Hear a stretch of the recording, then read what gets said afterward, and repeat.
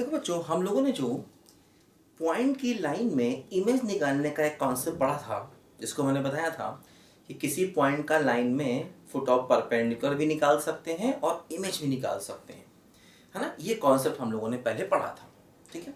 Foot of perpendicular भी निकाल सकते हैं, इमेज भी निकाल सकते हैं। अब देखो, वही इमेज जो है उसके कई सारे इंपॉर्टेंट एप्लीकेशंस होते हैं जो हमें यहाँ पर देखने हैं, है ना। देखो, जो इमेज हम लोग पढ़ते हैं, इमेज के कई सारे एप्लीकेशंस हैं, वो एप्लीकेशन हमें देखते हैं। देखो ध्यान दो, सबसे पहले एक पॉइंट आप यहाँ पर हमेशा याद रखो। देखो, जैसे मान लो फॉर एग्जांपल मेरे पास ये एक ट्रायंगल है,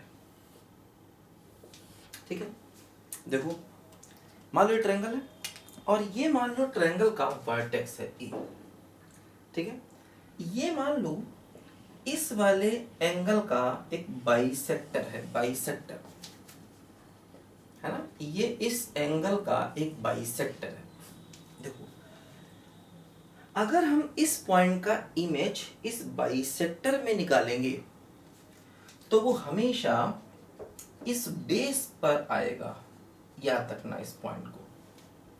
जैसे इसका अगर आप इमेज इस बाइसेक्टर के रेस्पेक्ट में निकालें, ए पॉइंट का इमेज बाइसेक्टर के रेस्पेक्ट में निकालेंगे तो हमेशा इस बेस पर आएगा। ध्यान रखना, हमेशा ध्यान रखना, ठीक है। इसी प्रकार मान लो ये दूसरा बाइसेक्टर है,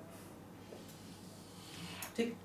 अब मान लो इसी पॉइंट का इमेज आप इस बाइसेक्टर में निकालें तो देखो ये भी इसी बेस पर आएगा। ध्यान देना।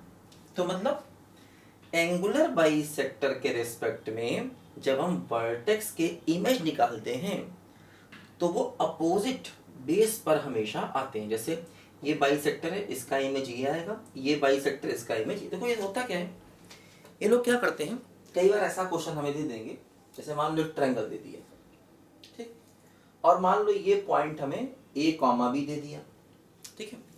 मान लो ये बाइसेक्टर का इक्वेशन कुछ दे दिया, L1x M1y प्लस 1 बराबर 0, है ना।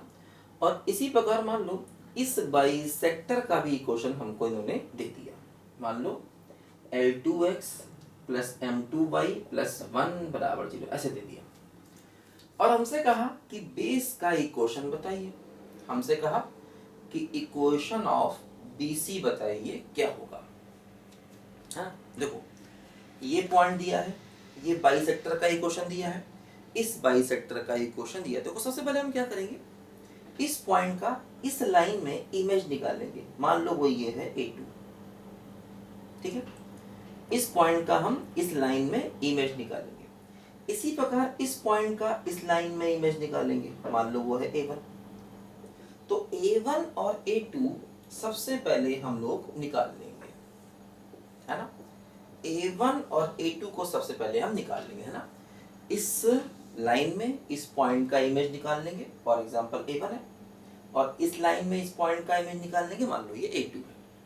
तो A1 A2 क्या है, देखो ये वर्टेक्स के इमेजेस हैं, है ना, एंगुलर बाइसेक्टर्स में, है ना।